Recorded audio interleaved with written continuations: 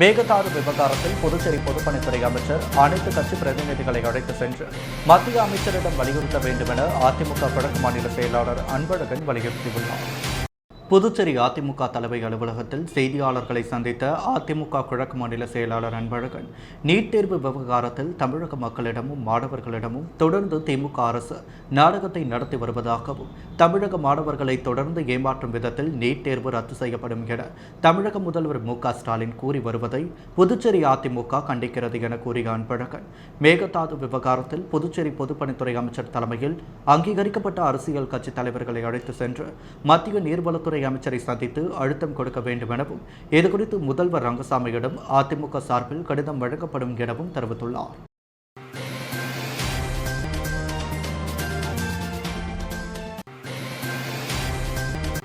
புதுச்சேரி அரசு பொது மருத்துவமனையில் இருதய அறுவை சிகிச்சை செய்ய முதல்வர் ரங்கசாமி முன்னிலையில் ஒப்பந்தம் கையெழுத்தானது. புதுச்சேரி அரசு பொது மருத்துவமனையில் கடந்த 2016 டிசம்பர் மாதம் சென்னை பிராண்டியர் லைஃப்லைன் மருத்துவமனையுடன் இணைந்து இருதய அறுவை சிகிச்சை துவக்கி வைக்கப்பட்டது. இதன் மூலம் 234 இருதய அறுவை சிகிச்சைகள் வெற்றிகரமாக செய்து முடிக்கப்பட்டது. கொரோனா தொற்று பரவல் காரணமாக கடந்த 2 ஆண்டுகளாக இருதய அறுவை சிகிச்சைகள் நிறுத்தி வைக்கப்பட்டிருந்தது. தற்பொழுது இந்த அறுவை சிகிச்சை இன்று மீண்டும் துவக்கப்படுகிறது. இதற்காக இந்திரா காந்தி அரசு பொது மருத்துவமனை மற்றும் பிராண்டியர் லைஃப் மருத்துவமனைக்கு இடையே முதல்வர் ரங்கசாமி முன்னிலையில் நேற்று மீண்டும் கையெழுத்தானது. பிராண்டியர் லைஃப்லைன் மருத்துவமனை நிறுவனர் டாக்டர் செரிகன், புதுச்சேரி சுகாதாரத்துறை செயலர் அருண் ஆகியோர் ஒப்பந்தங்களை பரிமாறிக்கொண்டனர். இந்த நிகழ்ச்சியில் அரசு பொது மருத்துவமனை மருத்துவ கண்காணிப்பாளர் வாசுதேவன், உள்ளிருப்பு மருத்துவ அதிகாரி ரவி, இருதயவியல் சிறப்பு சிகிச்சை நிபுணர் அனந்தராஜா உள்ளிட்டோர் கலந்து கொண்டனர். புதுச்சேரியில் முதன்முறையாக பல்வேறு மருத்துவத்துறையை சேர்ந்த நிபுணர்கள் காணொலி மூலம் கலந்தாய்வு செய்து இருதய அறுவை சிகிச்சைக்கான நோயாளிகளை தேர்வு செய்யும் முறை துவங்கப்பட உள்ளது. இதுகுறித்து முதல்வர் ரங்கசாமி கூறும்பொழுது, கொரோனா தொற்று காரணமாக நிறுத்தப்பட்ட இருதய அறுவை சிகிச்சை தற்பொழுது மீண்டும் துவங்கப்பட்டுள்ளது. இதுவரை 234 நபர்களுக்கு இருதய அறுவை சிகிச்சை செய்யப்பட்டுள்ளது. ஒரு வாரத்திற்கு 6 முதல் 10 நபர்களுக்கு இருதய அறுவை சிகிச்சை செய்யப்பட உள்ளது. புதுச்சேரியில் உள்ள மருத்துவர்களும் சென்னையில் உள்ள மருத்துவர்களும் காணொலி மூலம் பேசி நோயாளிகளுக்கு எந்த முறையில் அறுவை சிகிச்சை செய்வது என ஆலோசனை செய்யப்படும். இதன் மூலம் ஏழை எளிய மக்கள் சென்னை செல்லலாமே புதுச்சேரியின் தரமான இருதய சிகிச்சை பெற முடியும். இதனை ஏழை எளிய மக்கள் பயன்படுத்திக் கொள்ள வேண்டும் எனவும் தெரிவித்துள்ளார்.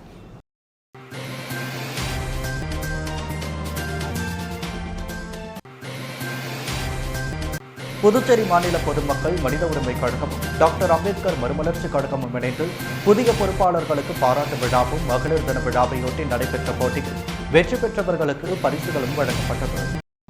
புதுச்சேரி மாநில பொதுமக்கள் மனித உரிமை கழகமும் டாக்டர் அம்பேத்கர் மறுமலர்ச்சி கழகமும் இணைந்து நடத்திய மகளிர் தின விழாவும் புதிய பொறுப்பாளர்களுக்கு பாராட்டு விழாவும் புதிய பேருந்து நிலையம் எதிரே உள்ள சரஸ்வதி மஹாலில் நடைபெற்றது.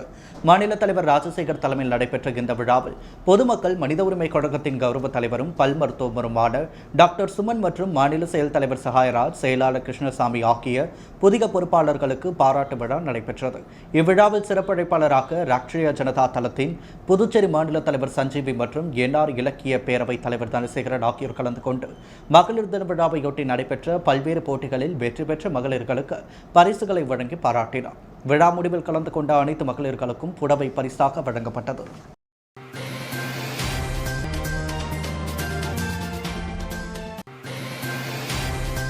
புதுவையில் மீண்டும் ரேஷன் கடைகளை திறப்பது, பாப்ஸ்கோ ஊழியர்களை மீண்டும் பணியமர்த்துவது உள்ளிட்ட குடிமைப் பொருள் வழங்கல் துறை ரீதியான ஆலோசனைக் கூட்டம் அமைச்சர் சாய் சரவணன் குமார் தலைமையில் நடைபெற்றது. புதுச்சேரி சட்டப்பேரவையில் குடிமைப் பொருள் வழங்கல் துறை அமைச்சர் சாய்ஜி சரவணகுமார் தலைமையில் துறை ரீதியான ஆலோசனைக் கூட்டம் அமைச்சர் அலுவலகத்தில் நடைபெற்றது. இக்கூட்டத்தில் அரிசிக்கு பதில் பணம் வழங்கப்படும் வரும் நிலையில் மீண்டும் பொதுமக்களின் வேண்டுகோளை ஏற்று அரிசி வழங்குவது, பாப்ஸ்கோ ஊழியர்களை மீண்டும் பணியமர்த்தி ஊதியம் வழங்க ஏற்பாடு செய்வது, ரேஷன் கடைகளை திறப்பது, வரும் பட்ஜெட்டில் அதிக நிதி பெறுவது என ஆலோசிக்கப்பட்டது. மேலும் இதற்கான திட்டங்களை தயார் செய்து துணைநிலை ஆளுநர், முதல்வர் மற்றும் மத்திய அமைச்சர்களை சந்தித்து அதிக நிதிகளை பெறுவதற்கு குறித்து ஆலோசிக்கப்பட்டது. கூட்டத்தில் குடிமைப் பொருள் வழங்கல் துறை செயலர் மற்றும் இயக்குநர் உதயகுமார், அமைச்சரின் அலுவலக அதிகாரி சாய் இளங்கோவன், உதவி இயக்குநர் பாஸ்கரன், தாசில்தார் ஆறுமுகம், பாப்ஸ்கோ இயக்குநர் முத்துகிருஷ்ணன், மேலாளர் ஸ்ரீபதி மற்றும் துறை ரீதியான அதிகாரிகள் பலர் கலந்து கொண்டனர்.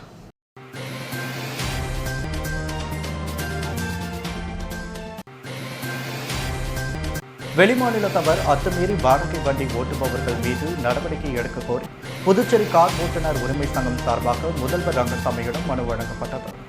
கொரோனா பாதிப்பால் சுற்றுலா தலம் முழுமையாக முடக்கப்பட்டது. இதனால் கார் ஓட்டுநர்கள் மிகவும் பாதிக்கப்பட்டுள்ளனர்.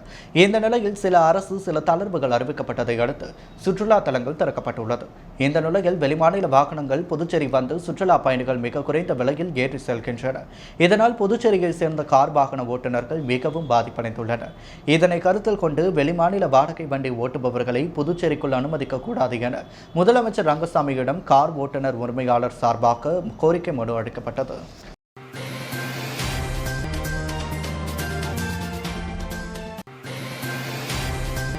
புதுவையில் பெட்ரோல் டீசல் விலை உயர்வை கண்டித்து தமிழ்நாடு சட்ட உரிமை மக்கள் நீதி பாதுகாப்பு சங்கம் சார்பில் சுதேசி காட்டன் மில் அருகே மாபெரும் கண்டன ஆர்ப்பாட்டம் நடைபெற்றது. பெட்ரோல் டீசல் மற்றும் சமையல் எரிவாயு விலையை கடுமையாக உயர்த்தியுள்ள மத்திய அரசை கண்டித்து நாடு முழுவதும் பல்வேறு கட்சிகள் அமைப்புகள் பலவிதமான போராட்டங்களை நடத்தி வருகின்றன.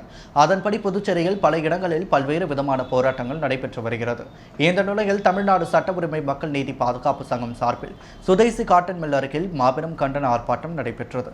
நிறுவன தலைவரும் சமூக சேவகருமான ரஃபீக் தலைமையில் நடைபெற்ற ஆர்ப்பாட்டத்தில் மாநில செயலாளர் கேந்திரா சத்தியமூர்த்தி, மாநில தலைவர் விஜயலட்சுமி, மாநில தகவல் துறை தெய்வானை மற்றும் நிர்வாகிகள் பிரதாப், மணிகண்டன், பிந்து, தேவி, ரேவதி, குப்புசாமி, விஜயா, பாலா மற்றும் மகளிர் தொகுதி செயலாளர்கள், இளைஞர்கள் பலர் கலந்து கொண்டு பெட்ரோல் டீசல் சமையல் எரிவாயு விலையை உயர்த்திய மத்திய அரசை கண்டித்து கோஷங்களை எழுப்பி தங்களது எதிர்ப்பை தெரிவித்தனர்.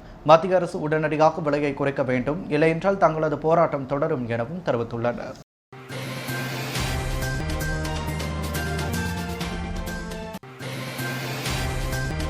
புதுச்சேரியில் விற்பனைக்காக வீட்டில் கஞ்சா பதுக்கி வைத்திருந்த வாலிபரை காவல்துறையினர் கைது செய்து சிறையில் அடைத்தனர். அவர்களிடமிருந்து 1 கிலோ 300 கிராம் கஞ்சா பறிமுதல் செய்யப்பட்டது. புதுச்சேரி கோவிந்தசாலை கண்டாக்டர் தோட்டம் பகுதியில் அதிக அளவில் கஞ்சா விற்பனை நடைபெறுவதாக ஒதியஞ்சாலை காவல் நிலையத்திற்கு ரகசிய தகவல் கிடைத்ததை அடுத்து அங்கு சென்று கண்காணித்து வந்த போலீசார் அவ்விடத்தில் சந்தேகப்படும்படியாக சுற்றித் திரிந்த வாலிபரை பிடித்து விசாரித்தனர். முதற்கட்ட விசாரணையில் அந்த நபர் அதே பகுதியைச் சேர்ந்த முகேஷ் எனவும் அவர் கல்லூரி மாணவர்களுக்கு விற்பனை செய்வதற்காக தனது வீட்டில் கஞ்சா பதுக்கி வைத்திருப்பதும் கண்டுபிடிக்கப்பட்டது. இதைத் தொடர்ந்து அவன் வீட்டில் பதுக்கி வைத்திருந்த 1 கிலோ 300 கிராம் கஞ்சாவை பறிமுதல் செய்த போலீசார் அவனை கைது செய்து காவல் நிலையம் அழைத்து வந்து அவனுக்கு கஞ்சா எங்கிருந்து கிடைத்தது என்று அவனிடம் விசாரணை நடத்தினர். அப்பொழுது கடந்த சில தினங்களுக்கு முன்பு ஆந்திரா மாநிலம் நெல்லூரில் உள்ள அவனது பாட்டி வீட்டிற்கு சென்று விட்டு வரும்பொழுது கஞ்சா வாங்கி வந்ததை ஒப்புக்கொண்டுள்ளான். இதையடுத்து முகேஷ் மீது வழக்கு பதிவு செய்த போலீசார் அவனை நீதிமன்றத்தில் ஆஜர்படுத்தி சிறையில் அடைத்தனர். மேலும் தொடர்ந்து தமிழகம் மற்றும் ஆந்திர பகுதிகளிலிருந்து புதுச்சேரிக்கு கஞ்சா வருவதை தடுக்க போலீசார் தீவிர கண்காணிப்பு பணியில் ஈடுபடுத்தப்பட்டுள்ளனர் என கிழக்கு காவல் கண்காணிப்பாளர் தெரிவித்துள்ளார்.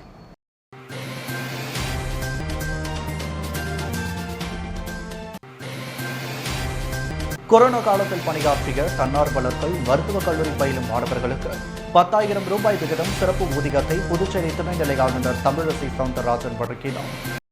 புதுச்சேரியில் கொரோனா தொற்று பெருமளவு கட்டுப்படுத்தப்பட்டிருந்தது. கொரோனாவை கட்டுப்படுத்துவதில் அரசுடன் இணைந்து பணியாற்றிய தன்னார்வலர்களின் பங்களிப்பினை, குறிப்பாக துணை மருத்துவ கல்வி பயிலும் மாணவர்களின் பங்களிப்பினை பாராட்டும் விதமாக அன்னை தெரசா பட்ட மேற்படிப்பு மற்றும் ஆராய்ச்சி நிறுவனத்தில் நடைபெற்ற நிகழ்ச்சியில் துணைநிலை ஆளுநர் டாக்டர் தமிழிசை சவுந்தரராஜன் கலந்து கொண்டு 119 மாணவர்களுக்கு தலா 10,000 விகிதம் சிறப்பு ஊதியம் வழங்கினார். சுகாதாரத்துறை ஏற்பாடு செய்திருந்த விழாவில் பொதுப்பணித்துறை செயலர் மற்றும் கொரோனா பொறுப்பு அதிகாரி விக்ராந்த் ராஜா, சுகாதாரத்துறை செயலர் அருண், அன்னை தெரசா நிறுவனத்தின் முதல்வர் டாக்டர் ஜெயந்தி ஆகியோர் கலந்து கொண்டனர்.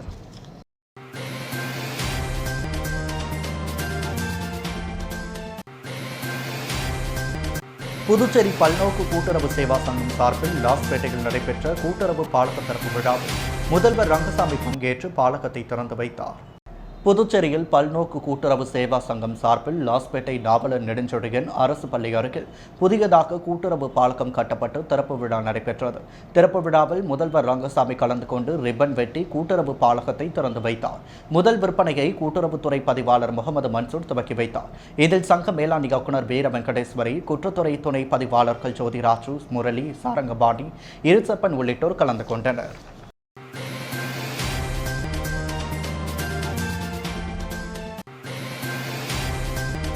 மத்திய அமைச்சராக பதவியேற்றுள்ள பா. முருகனை சந்தித்து புதுச்சேரி சபாநாயகர், உள்துறை அமைச்சர் நமச்சிவாயம் ஆகியோர் வாழ்த்து தெரிவித்தனர். பிரதமர் மோடி தலைமையிலான மத்திய அமைச்சரவை சமீபத்தில் விரிவாக்கம் செய்யப்பட்டது. தமிழக பாஜக தலைவராக இருந்த எல். முருகனுக்கு மத்திய அமைச்சர் பதவி அளிக்கப்பட்டது. இதையடுத்து குடியரசுத் தலைவர் ராம்நாத் கோவிந்த் அவருக்கு பதவி பிரமாணம் செய்து வைத்தார். தொடர்ந்து அவருக்கு மத்திய மீனவர் நலம், கால்நடை பராமரிப்பு மற்றும் தகவல் ஒலிபரப்புத்துறை ஒதுக்கீடு செய்யப்பட்டது. இணையமைச்சராக பொறுப்பேற்று சென்னை திரும்பிய டாக்டர் எல். முருகனை சென்னையில் உள்ள அவரது இல்லத்தில் புதுச்சேரி மாநில சட்டப்பேரவைத் தலைவர் செல்வம் மற்றும் உள்துறை அமைச்சர் நமசிவாயம் ஆகியோர் நேரில் சந்தித்து வாழ்த்து தெரிவித்தனர். அதைத் தொடர்ந்து தமிழக பாஜக தலைவராக பதவியேற்ற அண்ணாமலையையும் சந்தித்து வாழ்த்துக்களை தெரிவித்தனர்.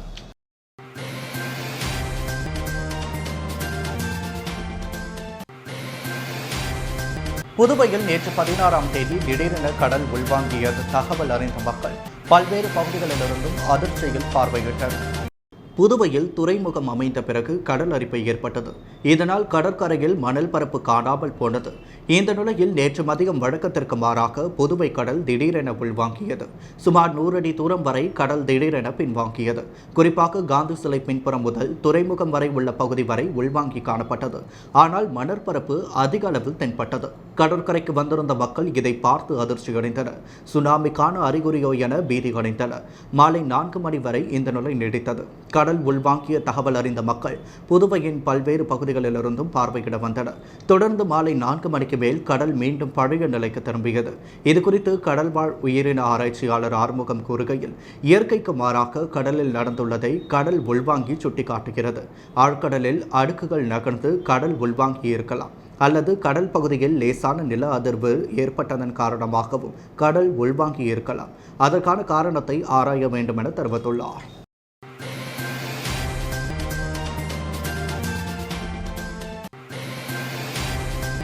புதுச்சேரி மிஷன் வீதியில் உள்ள கெல்லி சாய் டீ கடையில் முதன்முறையாக 5 பைசாவிற்கு ஷவர்மா வழங்கும் திட்டம் அறிமுகம் செய்யப்பட்டுள்ளது.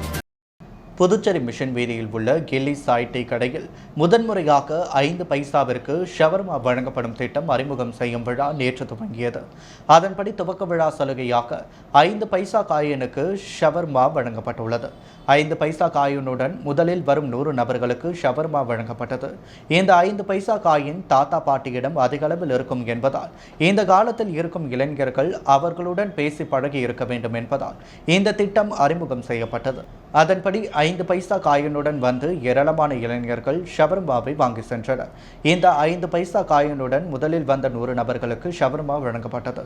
இந்த திட்டத்திற்கு நல்ல வரவேற்பு இருப்பதாக கில்லி சாய் டீ கடையின் உரிமையாளர்கள் தெரிவித்தனர். மேலும் இன்றைய தினம் துவக்க விழா சிறப்பு சலுகையாக ஒரு ஷவர்மா வாங்கினால் இன்னொரு ஷவர்மா இலவசமாக வழங்கப்படும் என்றனர்.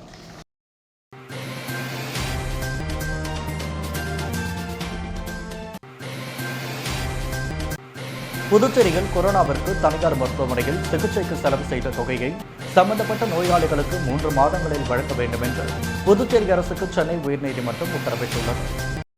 புதுச்சேரி அரசு பரிந்துரையின் அடிப்படையில் கொரோனா சிகிச்சைக்காக அனுமதிக்கப்படும் நோயாளிகளிடம் கட்டணம் ஏதும் வசூலிக்கக்கூடாது என்பதை மீறி புதுச்சேரியில் உள்ள ஸ்ரீ வெங்கடேஸ்வரா மருத்துவக் கல்லூரி மருத்துவமனை கட்டணம் வசூலிப்பதாக ஆனந்த் என்பவர் உயர்நீதிமன்றத்தில் வழக்கு தொடர்ந்திருந்தார். இந்த வழக்கு தலைமை நீதிபதி சஞ்சீப் பானர்ஜி, நீதிபதி செந்தில்குமார், ராமமூர்த்தி ஆகியோர் முன்னிலையில் விசாரணைக்கு வந்தபொழுது கொரோனா நோயாளிகளுக்கு சிகிச்சை அளித்ததற்கான தொகையை புதுச்சேரி அரசு தரவில்லை என்று தனியார் மருத்துவமனை தரப்பில் தெரிவிக்கப்பட்டது. வழக்கை விசாரித்த நீதிபதிகள் தனியார் மருத்துவமனை அளித்த சிகிச்சைக்கான கட்டணத்தை அந்த மருத்துவமனைக்கு வழங்க வேண்டும் என்று புதுச்சேரி அரசுக்கு உத்தரவிட்டிருந்தது. வழக்கு நேற்று மீண்டும் தலைமை நீதிபதி சஞ்சீப் பானர்ஜி, நீதிபதி செந்தில்குமார், ராமமூர்த்தி ஆகியோர் அடங்கிய அமர்வில் விசாரணைக்கு வந்த நிலையில் தனியார் மருத்துவமனை சார்பில் ஆஜரான வக்கீல் கொரோனா நோயாளிகளுக்கு சிகிச்சை அளித்த வகையில் செலவான 2,90,00,000 ரூபாய்க்கான ரசீதுகளை புதுச்சேரி அரசுக்கு அனுப்பியுள்ளதாக தெரிவித்தார். புதுச்சேரி அரசு சார்பில் ஆஜரான வக்கீல் இந்த ரசீதுகளை சரிபார்த்து தொகையை வழங்க அவகாசம் வேண்டும் என்பதால் வழக்கை 6 வாரங்களுக்கு தள்ளி வைக்க வேண்டும் என்று கோரினார். இருதரப்பு வாதங்களையும் கேட்ட நீதிபதிகள் ஏற்கனவே பிறப்பித்த உத்தரவின் அடிப்படையில் தனியார் மருத்துவமனையில் சிகிச்சை பெறுவதற்காக செய்த செலவு தொகையை சம்பந்தப்பட்ட நோயாளிகளுக்கு 3 மாதங்களில் அரசு வழங்க வேண்டும். அதேபோல் தனியார் மருத்துவமனைகளுக்கான கட்டணத்தையும் அரசு வழங்க வேண்டும் என்று உத்தரவிட்டு விசாரணையை 6 வாரங்களுக்கு தள்ளி வைத்தனர்.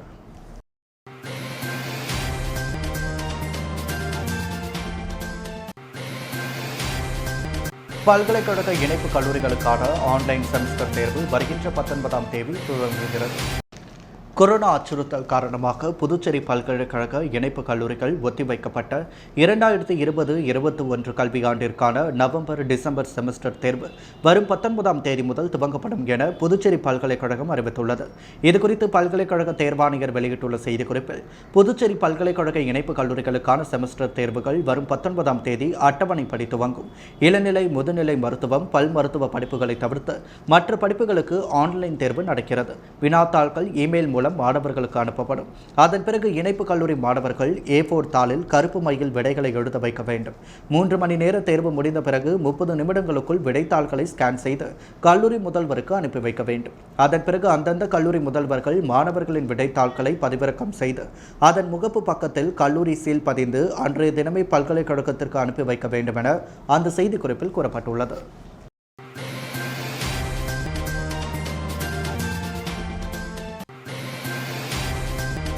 காமராஜர் நகர் தொகுதி பாஜக சட்டமன்ற உறுப்பினர் ஜான்குமாரின் ஆதரவாளர் முனியன் பிறந்தநாளையொட்டி தொகுதிக்குட்பட்ட பல்வேறு இடங்களில் மரம் நடும் விழா நடைபெற்றது. புதுச்சேரி காமராஜர் நகர் தொகுதி பாஜக சட்டமன்ற உறுப்பினர் ஜான்குமாரின் தீவிர ஆதரவாளரான முனியனின் பிறந்தநாள் விழா வெகு விமரிசையாக பல்வேறு நலத்திட்ட உதவிகள் வழங்கி கொண்டாடப்பட்டது. அதன் ஒரு பகுதியாக மரம் வளர்ப்போம், மண்வளம் காப்போம் என்ற கொள்கையோடு காமராஜர் நகர் தொகுதி முழுவதும் மரக்கன்றுகள் நடுவதற்கு திட்டமிட்டு அதன் ஒரு பகுதியாக 45 அடி ரோடு வள்ளலார் சாலையில் மகாராஜா மகால் அருகே ஆக்சிஜன் தரக்கூடிய மரக்கன்றுகள் நடும் விழா நடைபெற்றது.